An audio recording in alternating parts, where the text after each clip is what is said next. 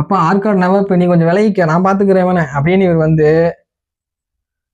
நான் வந்து புலித்தேவரை நான் கண்ட்ரோல் பண்ணிக்கிறேன், அவன்கிட்ட நான் வரி வசூல் பண்ணிக்கிறேன், அவங்களை கூட்டமைப்பு உடைக்கணும், உடைச்சா போதும் அப்படின்னு சொல்லி ஆங்கிலேயர் பிளான் பண்றாங்க. ஆற்காடு நவாப் ஒதுங்கிறாங்க. ஆங்கிலேயர் டைரக்டா அட்டாக் பண்றாங்க. ஆங்கிலேயர் யாரை வச்சு அட்டாக் பண்றாங்கன்னா மருதநாயகம்.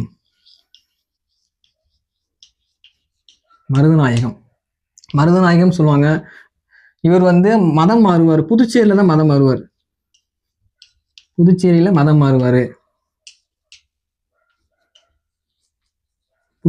மாறுவாரு. கான் சாஹிப் பேர் மாத்திக்குவார். சாரி, யூசுப்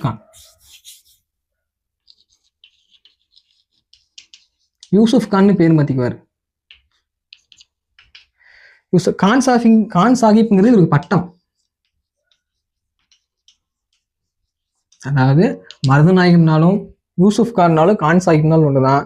இவரை வச்சுதான் புலித்தேவரை தோற்கடிப்பாங்க.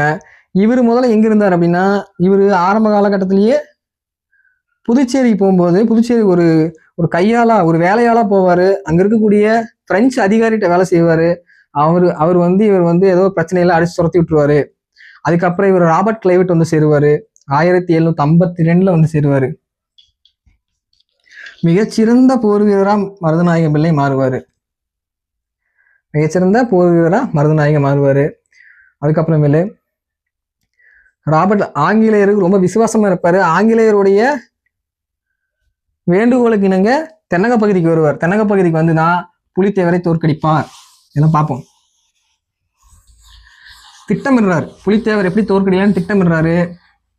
அதனால திருச்சியிலிருந்து வரக்கூடிய இவருக்கு கிடைக்கக்கூடிய திருச்சி தான் ரொம்ப மையமா இருந்தது. பேருக்கு ஆற்காடு